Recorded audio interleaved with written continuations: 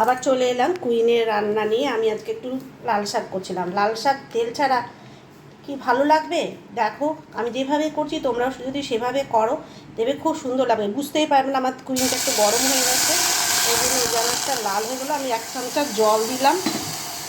আমরা সবসময় কুইনে রান্না করতে গেলে 1 চামচা থেকে 2 চামচা জল দেবো। রসুনটা দিয়ে দিলাম, কাঁচা লঙ্কা দিয়ে দিলাম। খুব ভালো লাগবে, এইভাবে করে খেয়ে দেখো। আর 5 ফোড়ন দিলাম। এইটা একটুখানি কুইনে হবে, তারপরে আমি যখন গন্ধ ছাড়বে তখন আমি লাল শাকটা দেবো। চলো ঢাকা দিয়ে দিই। গন্ধ ছেড়ে দিয়েছে রসুন 5 ফোড়নের গন্ধ। এবার আমি লাল শাকটা দিয়ে দেবো। যতটা নুন লাগবে ততটা দিয়ে দিলাম, আর হলুদ দিয়ে ঢাকা দিয়ে দেবো।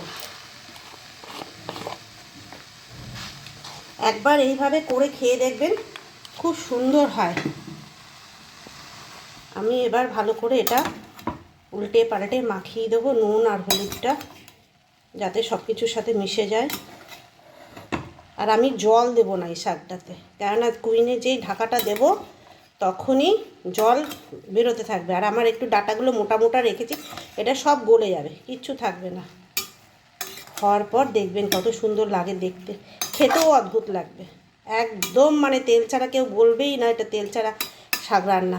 চলুন এবার এটা আমি ঢাকা দিয়ে দিই। এটা আস্তে আস্তে হোক। এটা সবসময় কুইনের রান্না আস্তে আস্তেই হলে পরে সেটা ভালো হয়, আর দেখতেও ভালো হবে।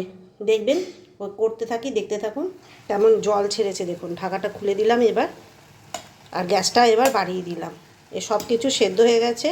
এখন আর কিচ্ছু অ্যাড করব না, এই জলটা শুকিয়ে যাক, তারপর আপনাদের দেখাচ্ছি। আজটা কিন্তু এই সময় বাড়িয়ে দিতে হবে, আর একটু খেয়াল রাখতে হবে যেন তলটা না পুড়ে যায়। জলটা পুরো শুকিয়ে এসছে, আর একটুখানি জল আছে। আমি এই সময় পোস্তটা অ্যাড করব। কেন এই সময় অ্যাড করব? যেটুকু জল আছে এই পোস্তটাতে যাতে তাড়াতাড়ি শাকের সাথে মিশে যায়, একটুখানি সেদ্ধ সেদ্ধ হয়ে যায়। পোস্তটা তো আর বাটিনি, গোটা কাঁচা পোস্তই দিয়েছি, যাতে একটু পোস্তটা নরম হয়, ভালোভাবে শাকের সাথে মিশে যায়। ওই জন্য একটু জল থাকাকালীন পোস্তটা দিলাম।